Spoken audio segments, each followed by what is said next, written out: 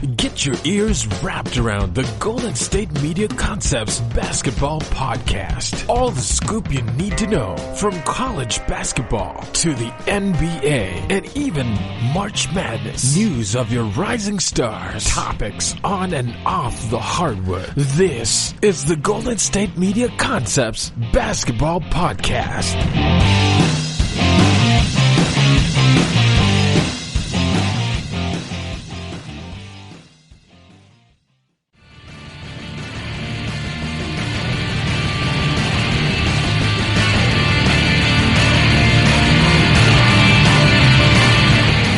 Welcome into the GSMc Basketball Podcast here on the GSMc Podcast Network.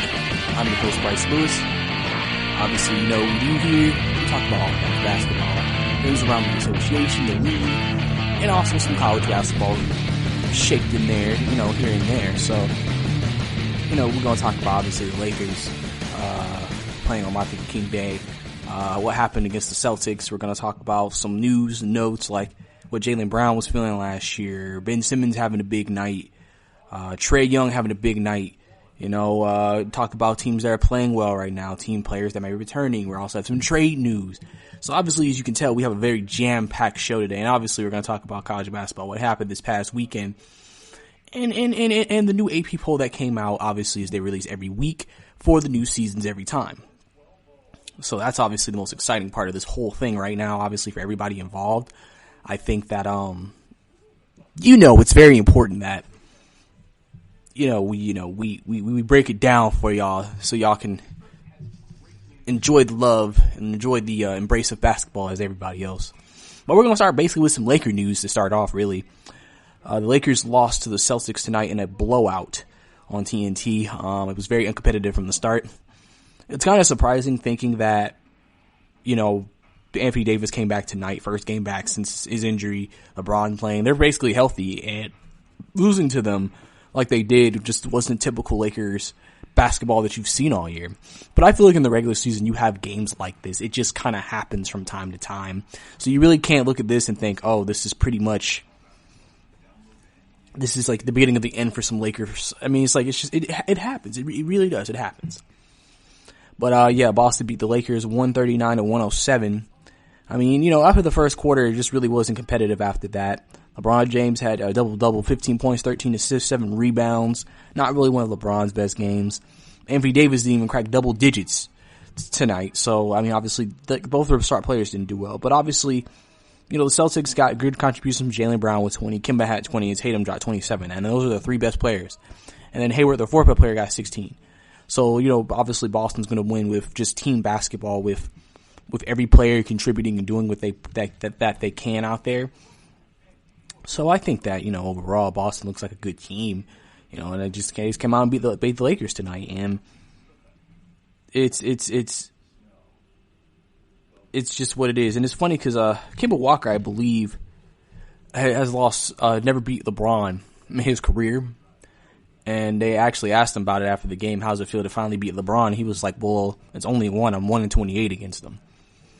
So I thought that was kind of interesting that Kemba said that, but that's pretty much how it's going, Jaylen Brown dunked on LeBron tonight. Obviously, I know that's something he's going to be like, oh yeah, I dunked on LeBron.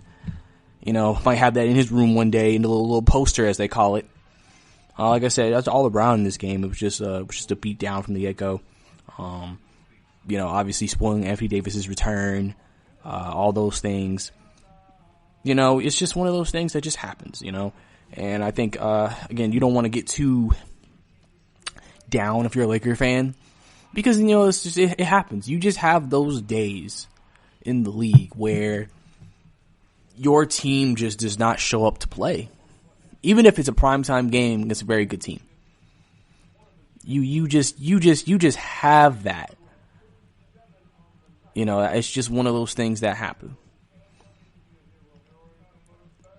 So, it's nothing to worry about, I think.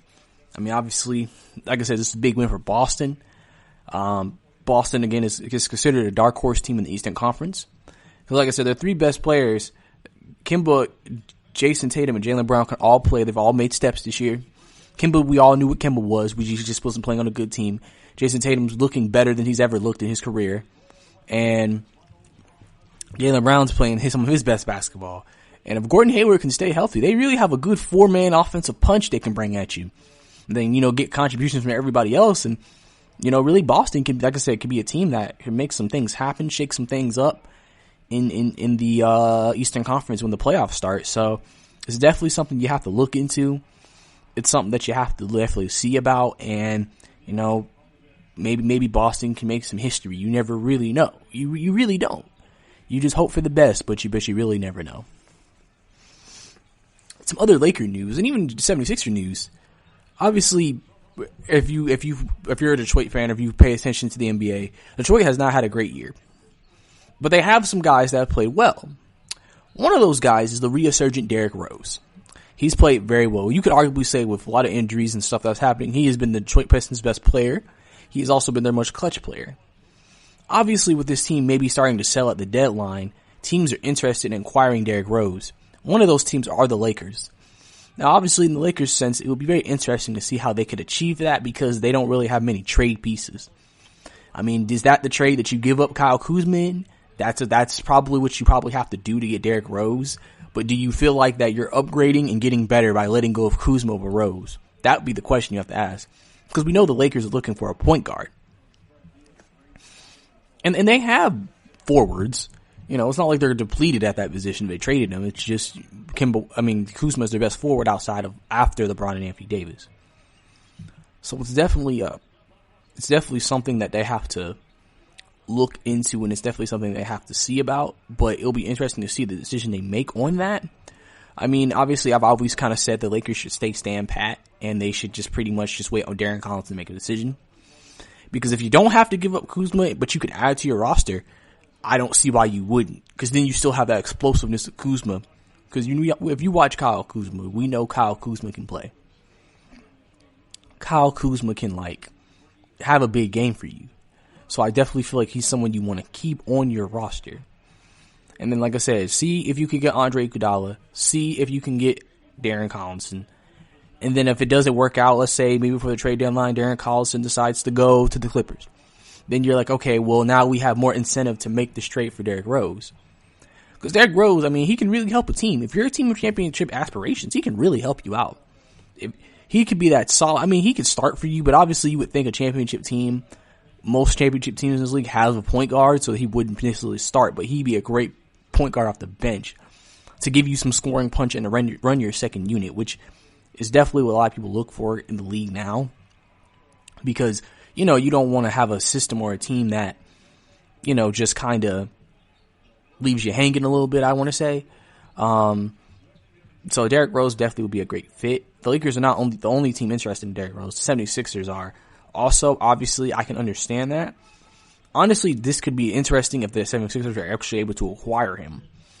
The reason why is that even though Ben Simmons is the point, you can potentially do something different. Maybe with Derrick Rose as your starting point guard, potentially you could do this lineup, I would say, where, basically you could do this thing where Derrick Rose could end your game. This is the ending lineup for the Celtics. You end the game with Rose and Simmons on the floor. And then, Richardson, Horford, and it's Richardson, Horford, and Embiid. And that would be your starting five. I think who ends the game now is Simmons. I forgot who their shooting guard is. Tobias Harris, I forgot about him. So yeah, you could have Rose on the floor for Ben Simmons if you wanted to, or you could do a 2-man, but you have to decide, are you going to take Richardson out or Tobias out?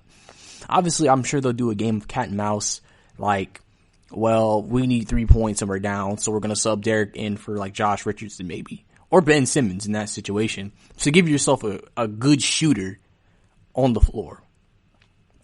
Obviously depending, because obviously playoff time, you're probably going to have Ben on there just because you think it's Ben. But,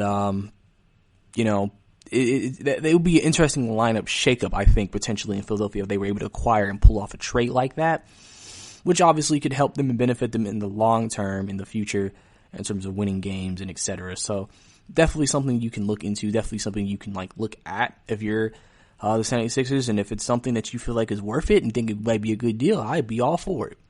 I'm sure Derrick Rose is not going to have those two teams as suitors. Other teams are going to want to be interested in Derrick Rose because they also understand what Derrick Rose can bring to the table. Derrick Rose is a player that can play and play well, so, and that's something you can't sleep on. It's something you just can't look past. So, it's just one of those things you have to look into. But coming up next, we're going to have some general news around the league about Jaylen Brown, Chandler Persons, and Ben Simmons having a big night tonight here on the podcast. Are you looking for the very best NFL and college football podcast? Then check out the GSMc Football Podcast. Get the latest football news both on and off the field. From the NFL Draft to trades to the rumor mill to the NFL Combines. They got you covered. That's GSMcPodcast.com/football-podcast. Get updates on college rivalries, game day insights, and much, much more. It's football talk the way you want it. This show eats, sleeps, and breathes football. Don't forget to like them on Facebook and follow them on Twitter. Visit GSMcPodcast.com for more info.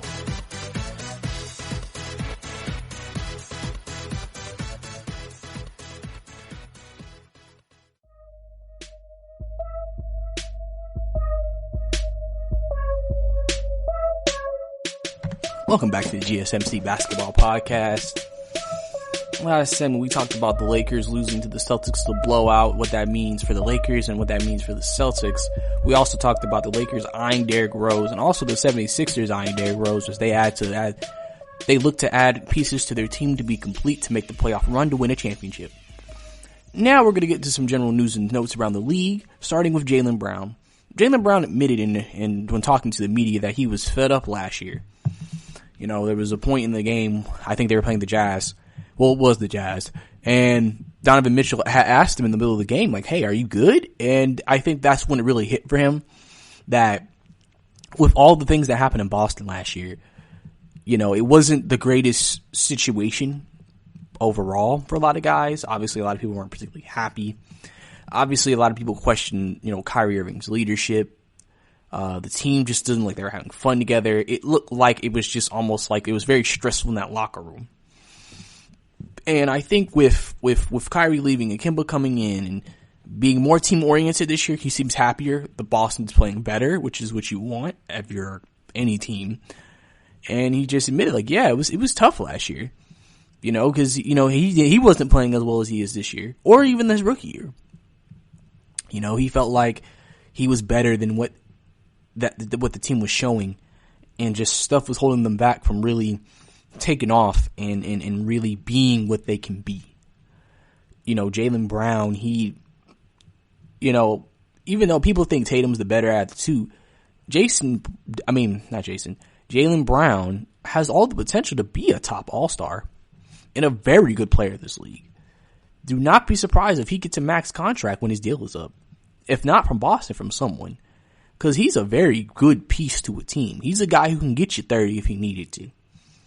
And that's what makes Boston so great, is that any night Kemba can go off, Jason Tatum can go off, Jaylen Brown can go off, Gordon Hayward can go off. They have a lot of options. And that's what you want. That's what you want. You want options. And Jaylen Brown is one of those options. And he'll be a very key piece this playoffs and even next year to Boston potentially making a run. And just maybe being able to create an upset. Maybe shocking people, Because like I said, in terms of star power right now, you don't think they have the biggest stars in the world. But they do have solid talent. They do have a solid team. And that's what you want. Really, Boston's just trying to figure out what the rest of their lineup's going to look like. Who do they trust when it gets to the playoffs? Because we're entering the second half of the season, especially after the All-Star break. A lot of teams start to play guys less in terms of if it's like once you clinch, it's like you start playing your starters less minutes. Because what you're trying to see, I think, as a coach is to see which players can I trust? Which players do I trust the most? That's kind of the question. If I don't trust you, then I'm not going to play you when the playoffs come. So it gives you a chance to really see what you have available to you. And if Boston wants to make that run, they need to see what they have available to you to help out with Tatum and Kemba and Jaylen. Because, from last year to this year, you can tell it's a very dramatic difference in the team. It's not as lumpy. It's not as you could be businesslike on the court, but there's a difference between businesslike and then you just ain't really happy or very satisfied with the picture. I think that's kind of what it looks like from time to time with this team. So it's definitely very important that, Brown and this team stays positive and they play their best basketball and have fun. It's important to have fun. You don't want to sit there and not be happy playing with the guys that you play with, that you travel with, and that you go through and compete with. You don't want that. You don't want to feel like it's almost like my mood changes in a negative way when I step into the locker room with these guys. So it's important that they come out there and they play well. In other news, we have some sad news coming from Chandler Persons. If you weren't aware, Chandler Persons was in a car accident about a week ago.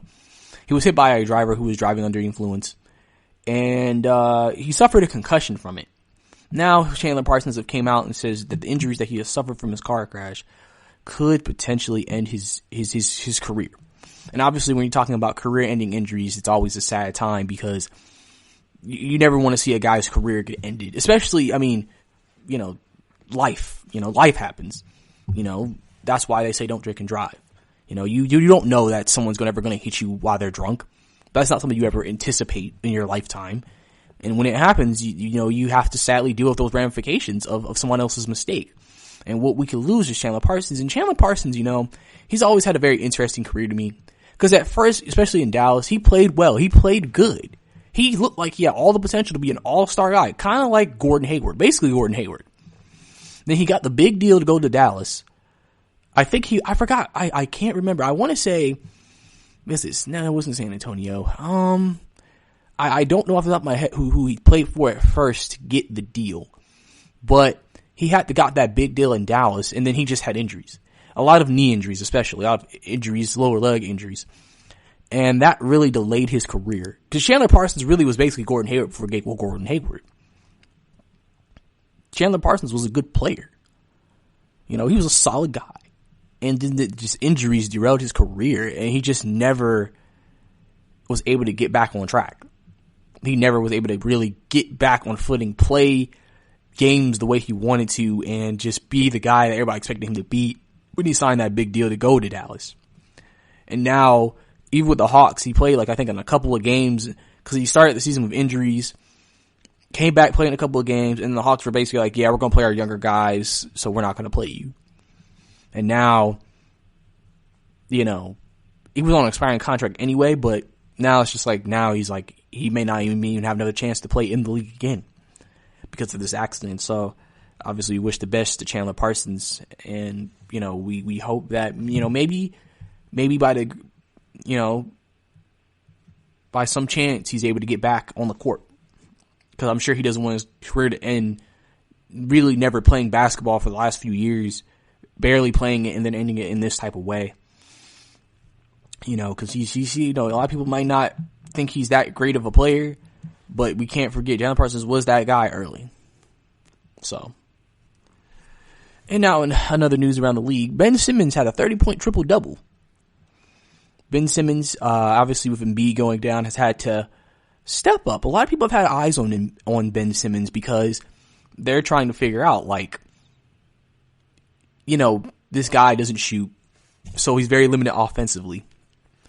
So when Embiid, your best offensive player, goes down, what does he do?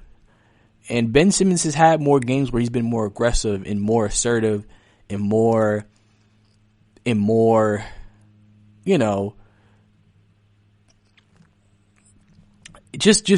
showing more, skill and will, I would say. He's a guy who a lot of people are going to scrutinize him. A lot of people thought after his second, third year, he has the potential to be LeBron James, best player in the league. Now we're here in year 5 and he still doesn't have a jump shot or a consistent one. He's taken the shot when he's been wide open, but it's just one of those things where, is he ever going to get to a point where he trusts that jumper? And can he be this aggressive even in the playoffs? That's why, you can make an argument that maybe Embiid doesn't work for Simmons unless he's stretching the floor, because the thing is if everybody is a shooter, Simmons can still take advantage, because Well, if everybody's spreading the floor, you can't just collapse on Simmons. And if you do, he has amazing passing ability. Where Embiid is a big, tall 7-footer. So, if he stays in the paint, you already got that guy there. Plus the guy who's trying to guard him, who a lot of these teams, they back off of Ben Simmons to make him shoot. So it's not like he has this easy path to the lane. That's why he has to make most of his plays and, sometimes in fast break. Because that's when he has his best opportunities to actually make plays for the team and do things. So, it's obviously a big thing for him to make sure that he comes out there and competes at a high level and does what he does best, because they're going to need him. And this is a very good thing for 76ers to go through this period without Embiid, to learn what we can be without him and see if we can improve some things. And then when he comes back, ingrain that with Embiid's talents and hopefully make a better team. Because some people also maybe consider the 76ers a disappointing team this year. Maybe they thought they were going to be Bucks good, and they're not. And they've had slumps. And so people are a little like, okay, are they really that good? Did Jimmy Butler and JJ Redick loss really hurt them that much? And this is just something they have to see. But if Ben Simmons can keep doing what he's doing, they have all the potential in the world to still be there in June. Coming up next, we're going to talk about the big game that Trae Young had between the Hawks and Raptors. The Pelicans playing great basketball with Zion coming back, and Steph Curry has a targeted return here on the podcast. Check out the show that's built on the MMA, from the UFC to extreme cage fighting. They got the fights covered. Check out the GSMc MMA podcast. Get the latest news on past or upcoming fights. Join us as we talk to and about some of the biggest names in the MMA, past, present, and future. When it's the fight game, there's just one show to check out. GSMcpodcast.com/MMA-podcast. Don't forget to like them on Facebook and follow them on Twitter. Visit GSMcpodcast.com for more info.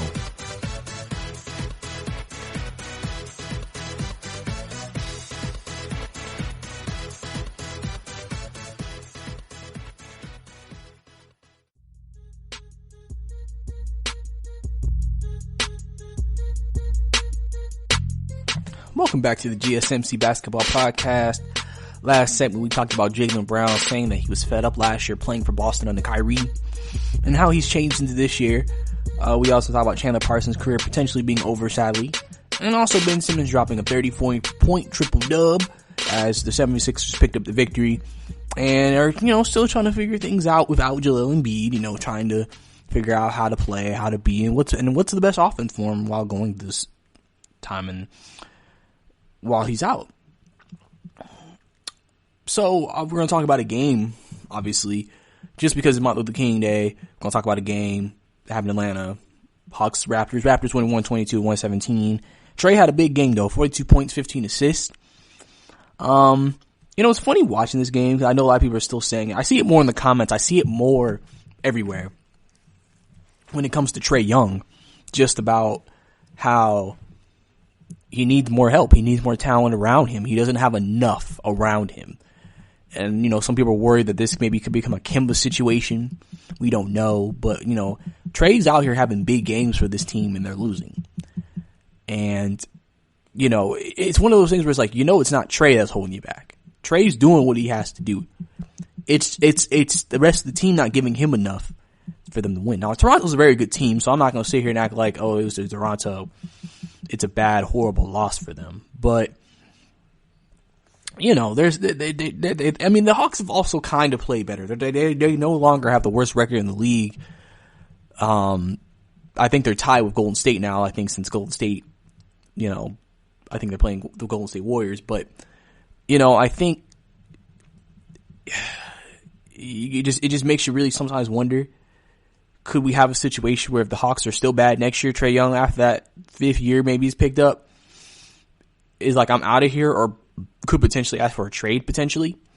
Because, he's doing what he has to do. Now, obviously, it's still not stopping him from reaching individual accolades. He will probably pretty much be the starting point guard. I feel like he should be, especially in the Eastern Conference for the All-Star game. So I think as long as it doesn't affect his accolades, he's still doing what he has to do. But it also, I think, shows me how much he really cares about the game, how much he wants to win in the game. Because even with a team that people feel like is lackluster, he's still out here competing at a high level nightly, trying to give his team the best chance to win. And that's what you want from a guy if you're going to be the franchise guy, which Trae Young is going to be for them. But, it's just one of those things I feel like Hawks know they need to get some help around him. They just cut off stuff. They just cut off talk with the Detroit Pistons about Drummond because they did not want to include the first round pick they're probably going to get, which could potentially be a top 3 pick in the NBA draft. And, obviously I think the Hawks know, like, hey, we got to start winning, at least make the playoffs next year with Trae. So I'm sure they're going to try to make the best draft selection depending on wherever they're selected in the draft. And also pick up some, maybe not stars, because 2020 doesn't really have any stars unless you get Giannis. But pick up some good players to put around him and just see how far this team can go with Trae at the point position. And just see how you do with the young talent mixed in with some guys that you sign and see, hey, what this team could be next year. So that's how I feel about that when it comes to Trae Young. But congratulations to the Raptors. Obviously, Raptors, top team in the Eastern Conference.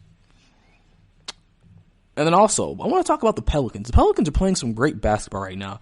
Brandon Ingram just came off another big game against Memphis and actually Drew Holiday did, but they beat Memphis, who is the current 8th seed in the Western Conference. And not Portland. The Pelicans are playing some of their best basketball right now.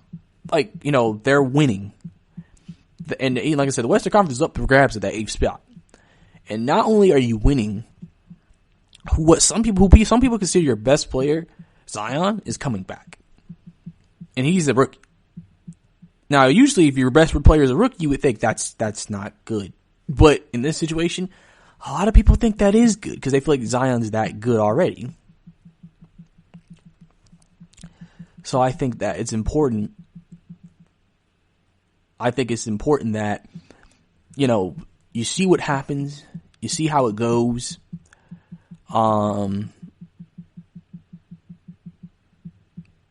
think,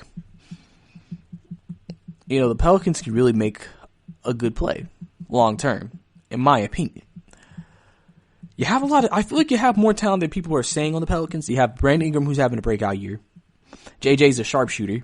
Drew Holiday is one of the best two-way players, I would like to say, in the league. A lot of people don't realize that, but Drew Holiday, when he's on it, he can get you 30 and play great defense.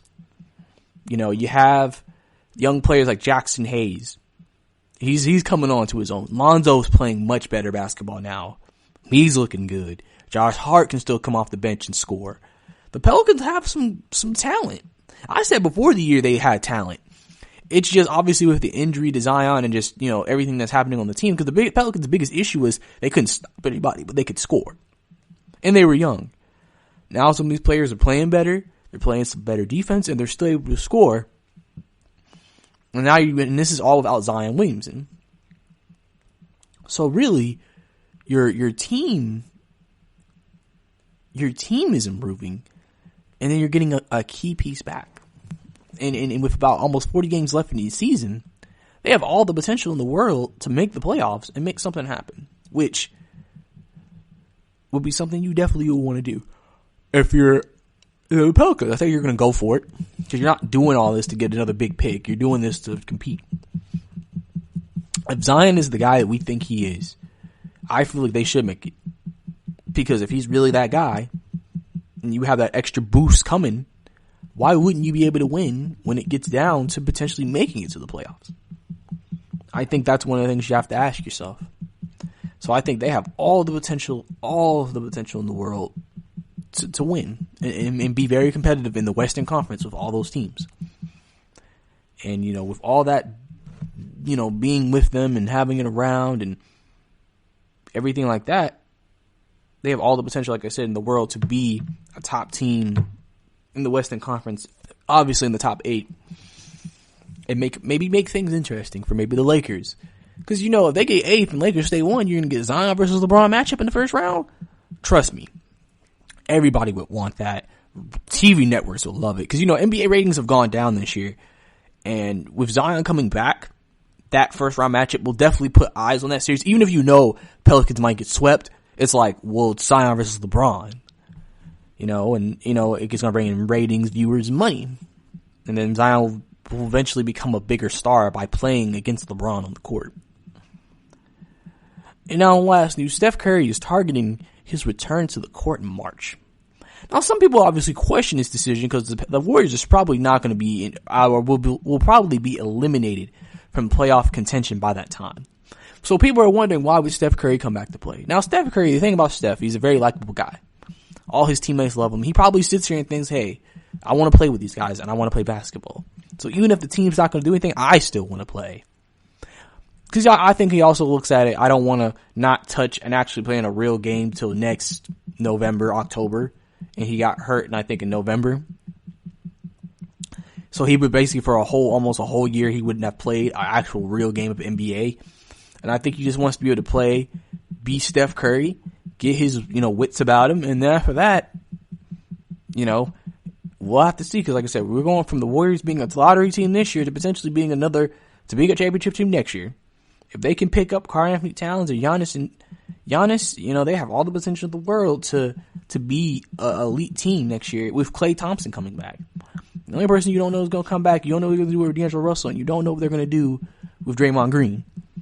But you definitely know they're going to definitely expect to be better, especially with a first-round top lottery pick they're probably going to end up getting with being so bad this year record-wise in the NBA. You definitely see that and think, okay, Golden State's made moves and been smart in the past. You would think with that type of potential and capital, they'll be able to do the same thing again. But the key to all of that, obviously, will be for Golden State. Can they land that big star over the summer? Pair him with Klay and Steph, and then it's not just the LA teams anymore. It's the California teams, excluding Sacramento. They're all competing for a championship next year in the state of California, and that's something that can be very exciting to a lot of fans. But coming up next, we're going to talk about a trade that happened. I'm also going to discuss, is a midseason trade worth it or should you just wait? And also, Karl-Anthony Towns says he's committed to the Minnesota Timberwolves regardless of all the rumors about him being moved. Coming up here on the podcast. Check out the show built around the women of MMA. From the UFC to the extreme cage fighting, we got the fights covered. Listen. It's the Golden State Media Concepts Women's MMA Podcast. The latest news of upcoming fights, discussions of previous matches. Join us as we talk to and about the biggest names in women's mixed martial arts, past, present, and future. When it's the women's fight game, you know where to listen to. The Golden State Media Concepts Women's MMA Podcast.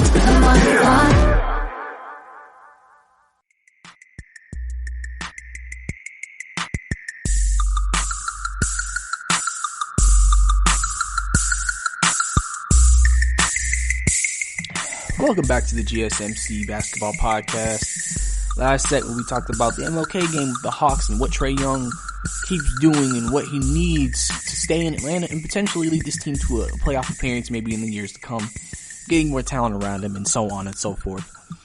Also, we talked about the Pelicans playing some great basketball right now with Zion Williamson's return coming on Wednesday against the Spurs. Obviously a very exciting time in New Orleans with the team playing better, potentially going to make that playoff push when Zion comes back. A lot of things are on the table, which will set up for a very exciting end to the regular season for him. And also, Steph Curry has targeted his return in March to return to the court. So obviously, if you're a fan of Steph Curry, he'll be coming back in a couple of months. So you don't have to wait too much longer. But now we're going to get to some more news and notes around the league. And we're going to talk about Trailblazers. Trailblazers made a trade, picking up Trevor Ariza. Obviously, the Blazers are kind of at a point right now where they have a lot of injuries. CJ's out, Zach Collins out, Nurkic is out. A lot of guys are out.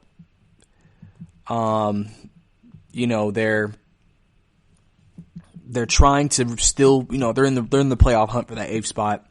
They're still trying to be, a lot of that team. Obviously, they made it to the Western Conference Finals last year, and so far this season, it hasn't turned out the way they've wanted it to. Clearly, because of the results of what has been happening recently. You just do what you can if you're the Blazers. Trevor Ariza, though, is a good player. They traded Kent Bazemore for him, so, Kent, I think, is good, but you may have people who feel like even at this point, Ariza's the better option for them. He's a solid 3-and-D guy, just like Kent was. Kent was a little bit more athletic, but But, Ariza is a bigger player. So they feel like he probably fits what they want to do. And I keep telling people, when the Portland gets finally healthy, they're a dangerous team. Because they have a lot of talent that's not even playing and haven't been playing most of this season. So the Portland Trailblazers that you're seeing, it's not even like, oh, they're just not good. It's injuries. Now, some people may make the argument with the backcourt they have, they still should be a better team.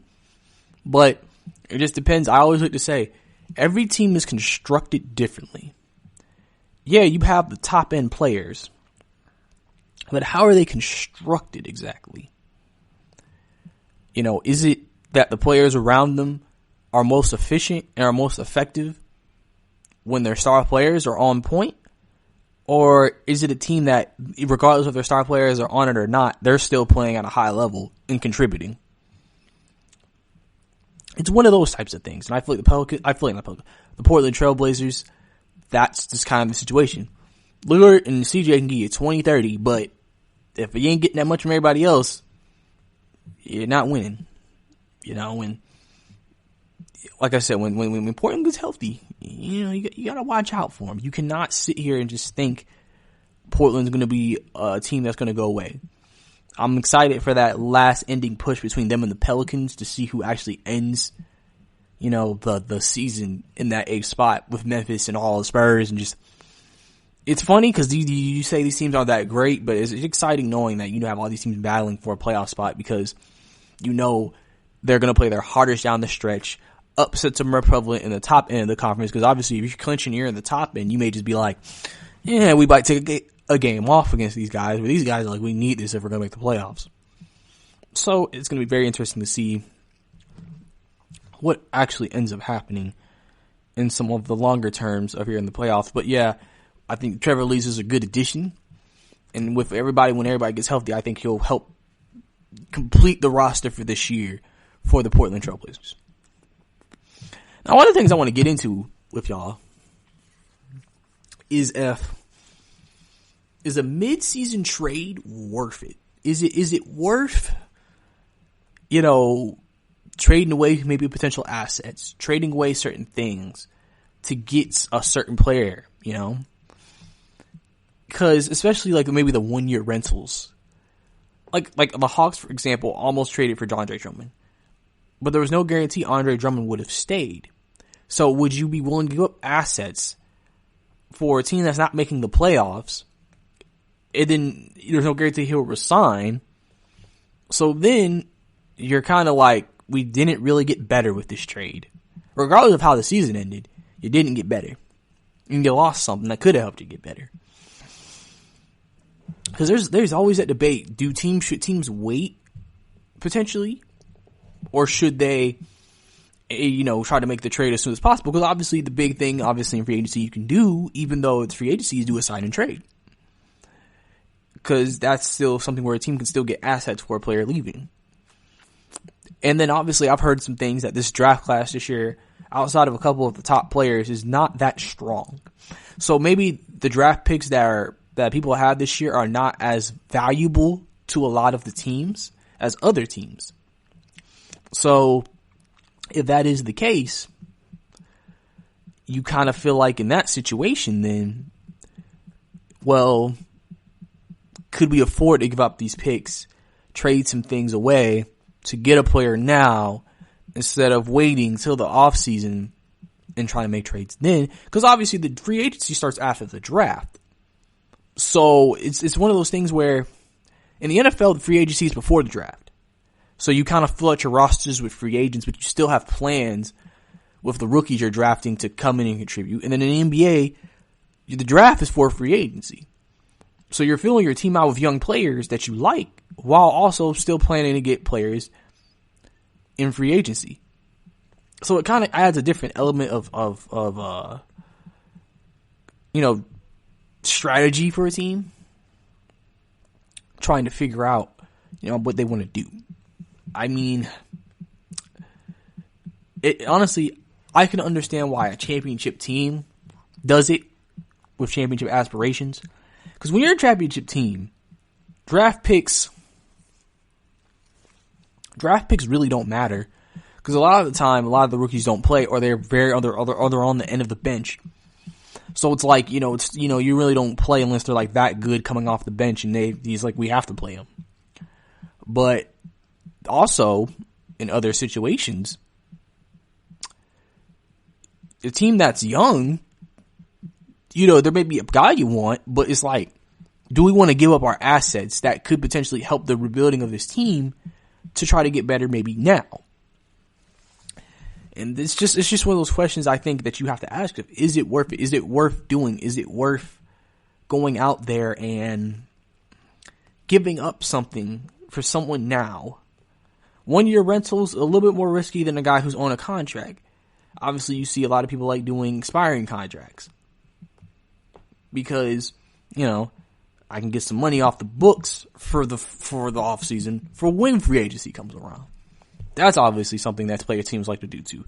So it's kind of an interesting scenario, an interesting situation. To me, it honestly depends on your situation, what your future looks like, and everything. Oh, and that should probably dictate what you do when it comes to these mid-season trades. And maybe for other teams waiting until maybe the off-season free agency to maybe do a sign and trade at that time. And lastly, Karl-Anthony Towns says he's committed to the Minnesota Timberwolves regardless of trade talks. Now, with Minnesota being not good for another year, ever since their playoff year with Jimmy Butler, there's been some questions. Would Minnesota move Karl-Anthony Towns? I'm sure they would consider it for the right price, but Karl-Anthony Towns is a star big man in this league. So clearly they're not going to give him up for nothing. Obviously Minnesota right now isn't trying to get D'Angelo Russell. Obviously, if the Warriors had interest in Karl-Anthony Towns, but I highly doubt Minnesota would do that, because it's like, I think they're trying to do a D'Angelo Karl-Anthony Towns playoff push. So if they give up Karl-Anthony Towns, it kind of just feels like we're, just basically saying the season's over. And I don't think they would feel like they're any better with just Russell and with Wiggins than Karl-Anthony Towns and Wiggins, even though you've seen Karl-Anthony Towns and Wiggins, so you may have more of a, we know what we are with these guys type of mentality. So I think it'll be interesting to see and monitor that situation and see what they actually end up doing when it comes down to it at the end of the day in Minnesota. And, it's like I said, it's a wait and see process. So, but coming up next, we're going to switch into some college basketball talk. We're going to talk about some of the upsets that happened this weekend, some of the big games. And also we're going to talk about the new AP poll that dropped today.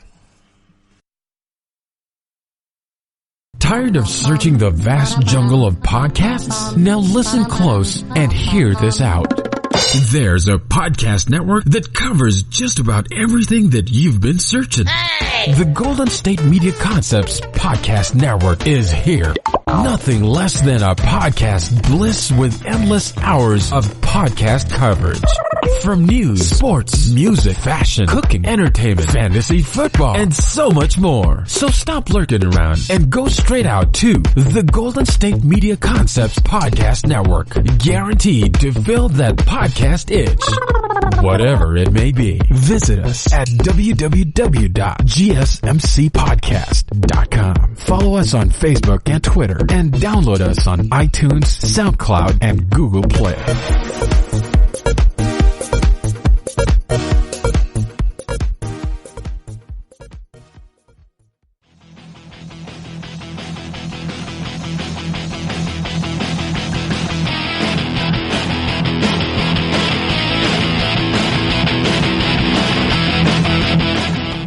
Welcome back to GSMc Basketball Podcast. And now I'm going to get into some college basketball talk. But last segment we were talking about things around the league, like Karl-Anthony Towns remaining committed to Minnesota, the Blazers picking up Trevor Ariza, and is mid-season trades really worth it? Depends on the team and situation, and how much you value maybe draft picks because of the draft coming up, and what free agency is potentially looking like this offseason.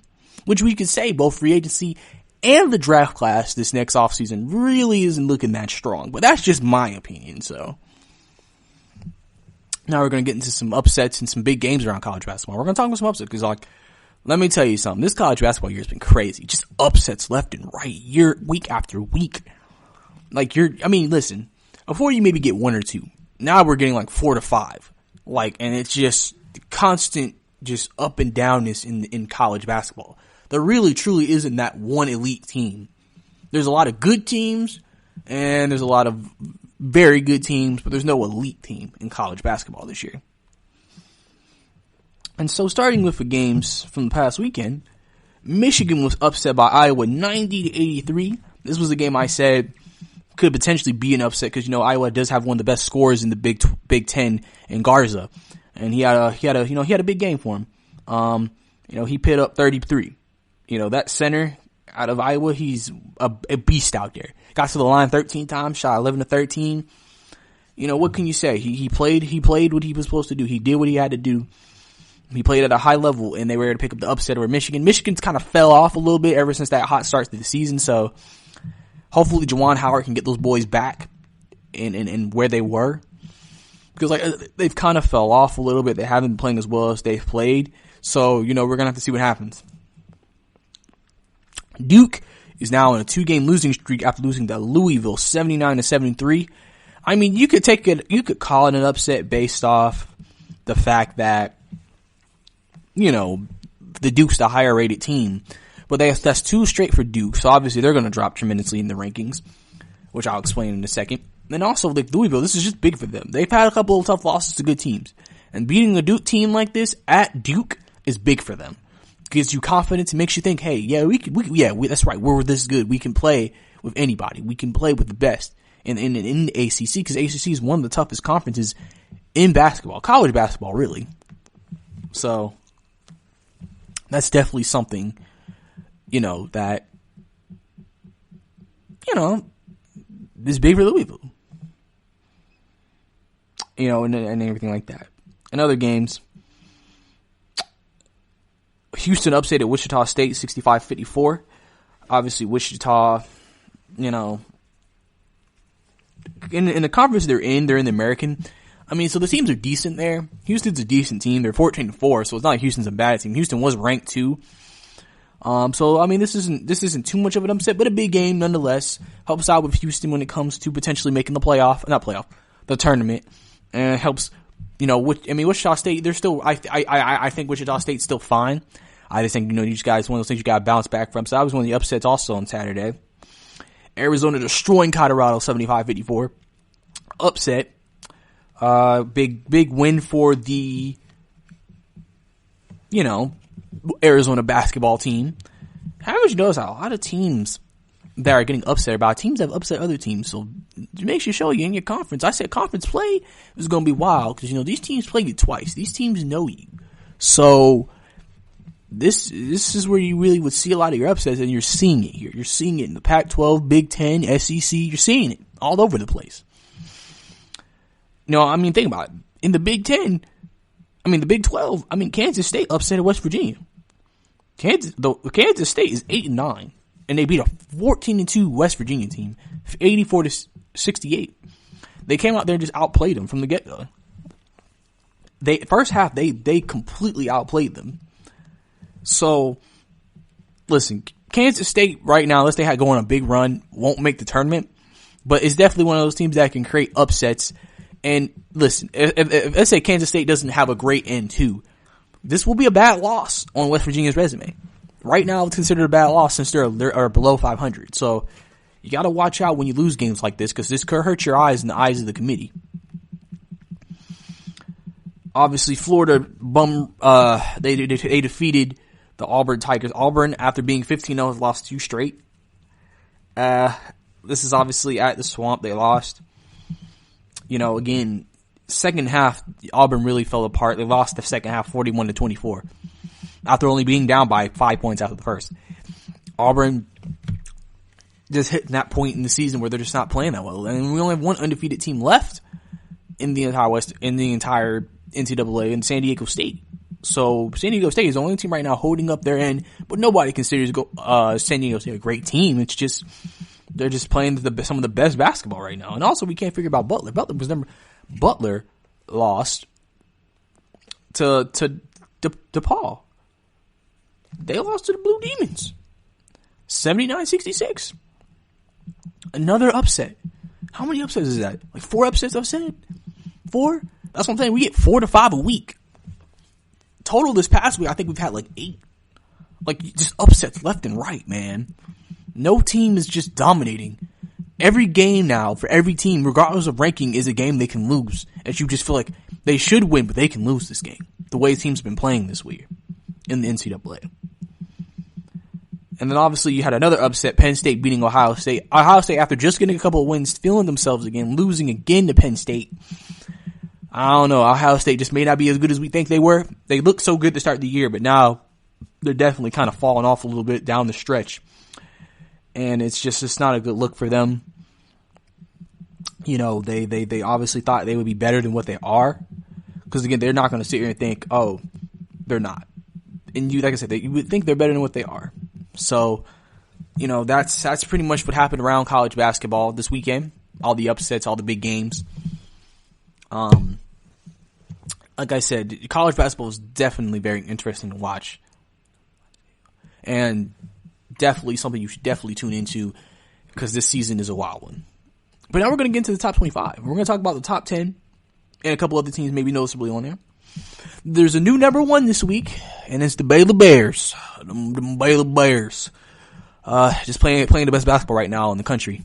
So I completely agree with this decision. I mean, they haven't lost in a while. They're one of the more consistent teams in winning this year. Baylor hasn't really had a major upset loss. So this is a big one for them. You know, they won tonight, and, you know, let's see if they can hold the number 1. Let's see how long they can be there at the number 1 spot. It will definitely be interesting, because it's honestly like a game now of how long can you hold number 1. That's the game now, and it's exciting to watch. Number 2 is Gonzaga. Obviously, Gonzaga, you know, slowly after losing number 1 last time they played well, better. They're winning on a consistent basis now, and, you know, they're number 2, so obviously Baylor goes down, they keep winning, they'll be number 1 next week, or whenever that happens, unless they have an upset week, lost the same week they lose, so could really shuffle some things up. Kansas is number 3. You know, Kansas trying to bounce back, you know, obviously losing last week. Trying to do their thing, trying to play well at both sides all the time. Just trying to be a better team than they were yesterday. Number 4, Florida State. San Diego State, actually. Number Florida State's number 5. San Diego State, obviously the only undefeated team left in the NCAA, playing some of their best basketball out there at the pack. Team to watch out for. If they keep playing like this, they could potentially be a number 1 seed in the NCAA tournament, which would be shocking to a lot of people, because not a lot of people thought San Diego State would be where they are right now. Number 5, Florida State. You know, they're playing great basketball. They're one of the least talked about ACT teams this year, even though they've played the best out of all the ACC teams, in my opinion. That's why they're the highest ranked. And right behind them is 6 is Louisville. Obviously, after beating, you know, Duke, that would help jump them up. You know, they were in the teens, now they're in the top 6, so you would think after being a great team like Duke, that would move them up. Number 7, Dayton. You know, Dayton, they came off an overtime win. They played well. You know, they're doing what they got to do to be successful. Number 8, Duke. You would think Duke would have dropped down more because of the losses they had, losing to Clemson and losing to Louisville. Louisville was a good loss, though, so maybe that's why. Clemson isn't a horrible team this year, so, you know, obviously the committee's just giving them love in the AP. Louisville is 9, and Seton Hall is 10, so that rounds out your top 10 AP poll. It's out right now if you want to look at the rest. But coming up next, we're going to get into some talk and a little debate in the last segment. Would you rather be the coach of a rebuilding team or a championship team? Coming up right here. Are you looking to get your college football fix?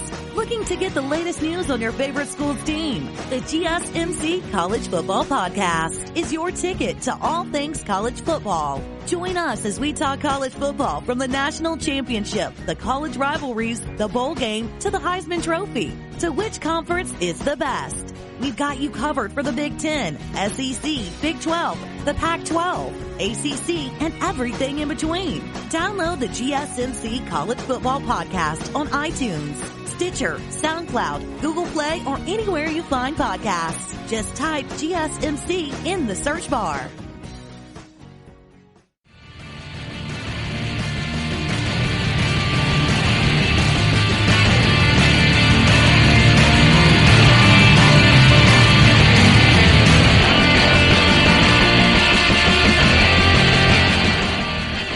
Welcome back to the GSMc Basketball Podcast. Last segment, we talked about college basketball, the new AP poll, top 10 teams, number 1 this year, over this week, Baylor. Also, we talked about some upsets. It's like, obviously, college basketball has been a wild year with a lot of upsets, and it just has been great for if you're a college basketball fan, seeing all these upsets, seeing how crazy it is around the entire NCAA. So now we're gonna talk about a little question I have, and if you have an opinion or anything, then go ahead and give me your opinion. Leave a little comment, in the comments, reviewing the show, maybe answering the questions, maybe find our basketball Twitter page and leave my answer there. Just be a little interactive with me. But question, which I'll answer in my sense of the word: would you rather be the coach of a championship team or a rebuilding team? I think this is a very interesting question to be asked, because I'm going to break it down for y'all, and I'm going to start with the rebuilding team. See, with a rebuilding team, obviously, that usually means that you're not expected to be good quickly. So you're going to have a season or two of not being that good. But what happens is you have a lot of players who are willing to learn, want to get better. You're slowly creating, if you and the GM have the same image, you're creating a team that you want to have and that you think could be successful, which could lead to you being victorious down the stretch and potentially becoming a championship team. You're breaking in the pieces and guys who are more willing to work hard because they know they're not the best team, where with championship teams, since the NBA is run by star players, having an average coach is still good enough. And you may not get the same respect that if a team that rebuilding got good would get. I think also with a rebuilding team, like I said, you have that time to get good. Now, obviously, the downside of that is if you don't get good, you're fired. And then not only did you come into a situation that you weren't supposed to be good, you never became good. So now your coaching resume doesn't look that good, because it's like, well, he had 2 seasons and wasn't able to do anything. So there's definitely some high risk, high reward. The reward is, if you do it, then you've shown that I can take a team and build a team with my front office, and we can win, and I can coach these guys up, and we can be successful. But if you lose and you keep losing, it doesn't show that you have the ability to coach and improve players. Because one thing you look for in rebuilding teams is, do the players get better throughout the season? Do teams get better? What is the environment? What is the culture? Is the culture working? Those are the questions. That's why people try to debate what's a good team. That's why coaches like Eric Spoelstra have respect in this league, because before Miami with LeBron, he was taking a D-Wade star and then average Joes to the playoffs, 42 wins every year. And then you got LeBron that won championships, and now even after LeBron leaving, they've pretty much still been a good team. I mean, they've had some years they didn't make the playoffs, but they were competitive. And they always play well, and they coach well. Even this year with none hero, we can say talent, but also coaching. Spoelstra is a better coach than what people give him credit for. And he was a rebuilding coach, and then he became a championship coach. So if you rebuild a team, like I said, you can definitely have more credibility and just more success in terms of who people are going to say is the reason why this team got good. But obviously you could have some down years, like obviously Lloyd Pierce in Atlanta. Team's not doing good this year. And if he doesn't do good next year, now he's under pressure.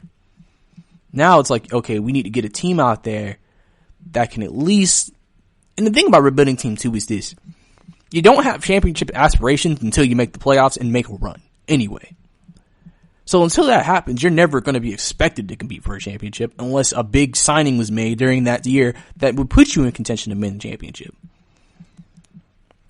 Until that happens, you're never expected to actually win a championship, in my opinion.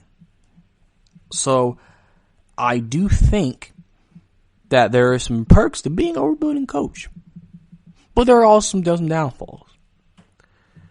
Now, if you want to be a championship head coach, obviously you have the accolades, you're winning a lot of games, winning potentially some championships. You know, you're going to be associated with that team forever as the head coach, so you'll be the head guy in that mind. But also, depending on who your players are, some people may think it's not the coaching, it's the players. He just has great players. All he has to do is just not mess things up. For example, David Blatt, while he was in Cleveland. First year, made it to the playoffs. Made it to the finals. But nobody felt like it was because David Blatt made good decisions and great coaching calls. They thought it was because of LeBron James and Kyrie Irving and Kevin Love. In the NBA, since the league is run by stars, it's so easy just to make it look like it's because of your stars. But everybody needs stars to win. So how do you really know that a championship coach is good if he has stars? You gotta think about, again, culture on the team. What is he implementing? What is he trying to preach? What is he trying to do? You know, Dan Snyder in Utah, you know, he coaches defense. His specialty is defense. He is a defensive guru. The Jazz pride themselves on defense. That's why even with only having really one star, they were still able to make the playoffs and get a good seed. Because they had a culture and they were coached in a way where they would always be a good defensive team. So you always knew when they played, hey, these guys would be a good defensive unit. That's how you know a coach, a championship coach. Even though Snyder has never been in that position to win a championship yet with Utah, you always think there is a chance that they can make a breakthrough because they have something in place that if they could just get enough offense, they have the defense to go with it to compete. An example of a coach who doesn't get the credit again was like Eric Spoelstra at first. When they won championships in Miami, they weren't saying it was because of Eric Spoelstra. It's almost like they forgot what he did before LeBron and them came there. But it's just, again, since they have players, you're like, well, it's them. I want to say that Toronto last year was a unique case because that was the first year where Nick Nurse got a lot of credit for them winning, even with Kawhi, because the thing is, the reason why is what we saw of Toronto before Kawhi. But they always had top records. They always had a great seeding. It's just in the playoffs, they could never get over the hump. So that means they were coached good, they just didn't have enough. With Kawhi, that puts you over the top. Plus, with the good coaching, players like Siakam and Van Fleet got better, which now when they added that player, now they had more of a complete team than you thought. And now they can compete at that high level. So, it's a very interesting question to me because,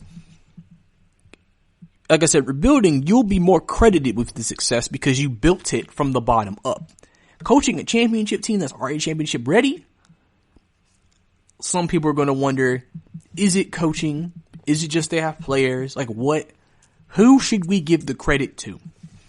Why should we say that you're the reason why this team is successful? It's basically that question.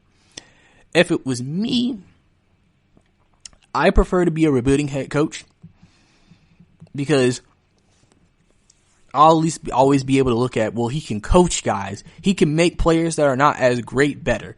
Any players with potential, he can get the max out of them. Can you get the max out of your players is the big question. Because not everybody's going to get a LeBron James that can get the max out of him himself. Sometimes you need a coach that can get the max out of him.